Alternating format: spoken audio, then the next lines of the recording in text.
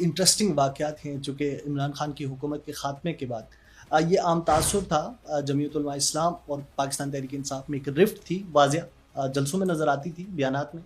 اور یہ سمجھا جا رہا تھا کہ جو عمران خان ہیں اور جو مولانا فضل الرحمان کی جماعت ہے یہ کبھی ایک پیج پہ نہیں آ سکیں گے، لیکن ماضی میں ہم نے دیکھا 26ویں آئینی ترمیم کے اوپر تحریک انصاف اور جمعیت علماء اسلام کے درمیان جو ہے اب وہ کہیں نہ کہیں مشاورت ہو گئی یا پھر ایک ہی پیج پہ دونوں سیاسی جماعتیں آئیں۔ ایسا ہے کہ جب عمران خان صاحب کو گرفتار کیا گیا تو مولانا صاحب نے کہا کہ اب جو ہے نا ایک شخص جو ہے جب کسٹڈی میں چلا جاتا ہے تو میری اس کے ساتھ کسی قسم کی مخاصمت باقی نہیں رہی، اور ہم نے اپنے جو ہے نا وہ ہتھیار اٹھا کے ایک طرف رکھ دیے، ہم نے اپنی زبانوں کو کنٹرول کر لیا، ہم نے بعض اوقات اگر ہمارے سے زیادتی بھی کی جاتی تھی تو ہم اس کو رسپونڈ نہیں کرتے تھے، اب تک بھی بعض اوقات ایسی باتیں کر دی جاتی ہیں اور ہم کوشش کرتے ہیں کہ زبان کو برے طریقے سے استعمال نہ کریں۔ پھر اس کے بعد ہم نے اس سے ایک سٹیپ آگے بڑھایا، ہم نے ان کے ساتھ ورکنگ ریلیشن شپ قائم کیا، اور اس میں بھی مولانا صاحب کی جو ہے وہ سیاسی ویژن جو ہے ان کا وہ زیادہ تھا۔ انہوں نے کہا کہ یہ دستوری معاملہ ہے، اور دستوری معاملے میں ہم ایک ایسی پارٹی کو جس نے ووٹ لیے ہیں، یہ ایک حقیقت ہے کہ اس نے ووٹ لیے ہیں، تو اگر ہم اس کو باہر کر دیں تو یہ زیادتی ہوگی، تو انہوں نے کہا کہ ان کو بھی ہر طرح سے انوالو رکھا جائے، اور وہ ہر طرح سے ان کو انوالو رکھا گیا۔ اب بھی ہر طرح سے ہم ان کے ساتھ ورکنگ ریلیشن شپ رکھتے ہیں اور کوشش کرتے ہیں کہ ان کے ساتھ کوئی ایسا جو ہے نا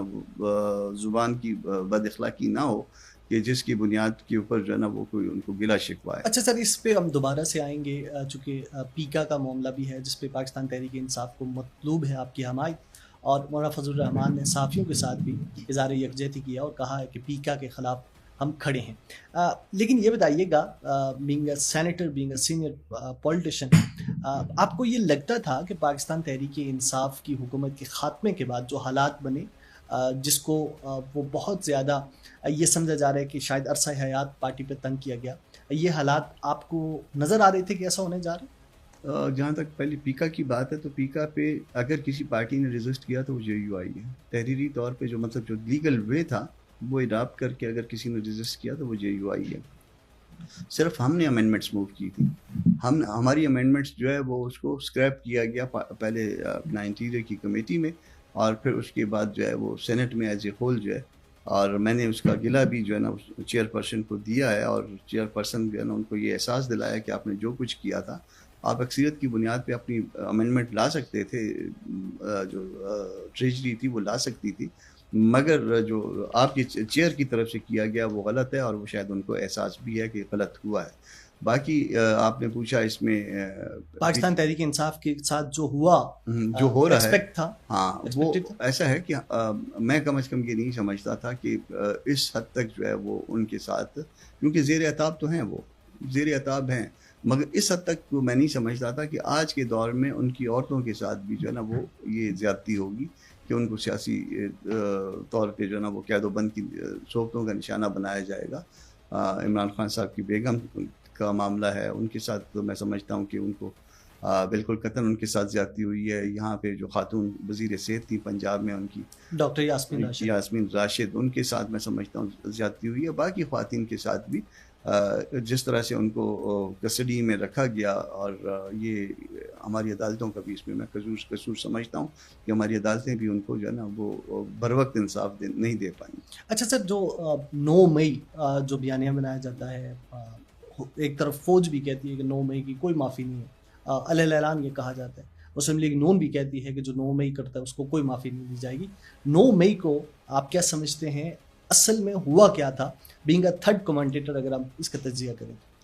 دیکھیے 9 مئی کے پیچھے، جب 9 مئی کو میں اپنے طور پہ ایک انڈیپینڈنٹ شخص کے طور پہ جب ایگزامن کرتا ہوں تو ہوا تو غلط تھا، نہیں کرنا چاہیے تھا، نہ پولیٹیکل سائڈ پہ کرنا چاہیے تھا، کیونکہ فوج بھی ہماری ہے، ادارے سارے، فوج ہو، عدلیہ ہو، یہ سارے ہمارے اپنے لوگ ہیں، ہمارے اپنے بھائی ہیں، ہمارے اپنے بچے ہیں۔ ہم کو ان کے خلاف کبھی ایسی بات بھی نہیں کرنی چاہیے جس سے نفرت کو ہوا ملتی ہو، چیز جائے کہ ہم ان کی انسٹالیشنز پہ یا جہاں وہ رہتے ہیں ان کے اوپر جو ہے نا کوئی ایسا قانون ہاتھ میں لے، تو یہ ہمارا حق نہیں ہے۔ مگر اگر اس میں کوئی پولیٹیکل لوگ انوالو تھے تو مجھے جو ہے نا یہ شبہ ہوتا ہے کہ اس میں کوئی نان پولیٹیکل لوگ بھی انوالو تھے، اور کہیں نہ کہیں پہ ان کو یہ سب کچھ جو ہے کہیں نہ کہیں یہ کنیکشن جو ہے وہ اسی ادارے کے اندر سے بھی حاصل تھا. اچھا 26 نومبر اور 9 مئی کے حوالے سے پاکستان تحریک انصاف کا ایک بنیادی مطالبہ سامنے آیا، چونکہ ہم نے دیکھا کہ جو مذاکرات ہو رہے تھے یہ سمجھا جا رہا تھا کہ شاید اب یہ اونٹ کسی کروٹ بیٹھ جائے گا. آپ کیا سمجھتے ہیں یہ جو جوڈیشل کمیشن کا مطالبہ تھا یہ کوئی اتنا مشکل مطالبہ تھا یا پھر حکومت کو مان کے تو حالات کو نارملائز کرنا چاہیے؟ یہ ایک تو مطالبہ کرنا بھی مجھے جو ہے نا اس میں کوئی لاجک نظر نہیں آئی. ہوتا یہ ہے جب پارٹی کے اندر کا کوئی وکیل یہ جو پارٹی کا ورکر بھی ہوتا ہے وہ لیڈرشپ کی شاید اس کے وزن کے نیچے آ جاتا ہے اس کو ایڈوائز کرتے ہوئے. میں سمجھتا ہوں کہ اس میں عمران خان صاحب کو پراپر ایڈوائز نہیں ملی. وہ عمران خان کی بھاری شخصیت کے نیچے آ گئے. اس نے جو کہہ دیا تو وہ درست ہے، وہ ایسا نہیں ہوتا. آپ ہر فیلڈ کے جو ماہر ہیں، اگر آپ نے ڈاکٹر اگر آپ کو کوئی میڈیکل کا پرابلم ہے تو آپ ڈاکٹر کے پاس جانا ہے، آپ کو ڈاکٹر جو کہے گا وہ درست ہے. لیگل پرابلم ہے تو آپ نے وکیل کی بات ماننی ہے.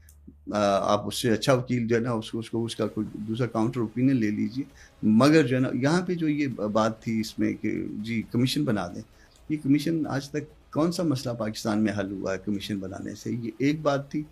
اور اس سے کوئی مسئلہ حل نہیں ہونا تھا. وہ دوسرے ایسے ہی انہوں نے بھی جو ہے نا خام خال انکار کر کے، اگر فرض کر لیجیے اس اینڈ پہ میں ہوتا تو میں اس ٹرک کی بتی کے پیچھے ان کو لگا دیتا. اور دوسرا اس میں غلط یہ تھا اس پورے مطالبے میں کہ جن کیسز میں چالان آ گیا ہوا ہے، یعنی 9 مئی کا رائٹلی یا رانگلی چالان کر دیا ہوا ہے، تو اس میں کمیشن بنانے کی کوئی تک نہیں بنتی ہے. تو مطالبہ بھی درست نہیں تھا اور آگے سے جس طرح سے ڈیل لا کیا عمل گیا اختیار کیا گیا وہ بھی وہ درست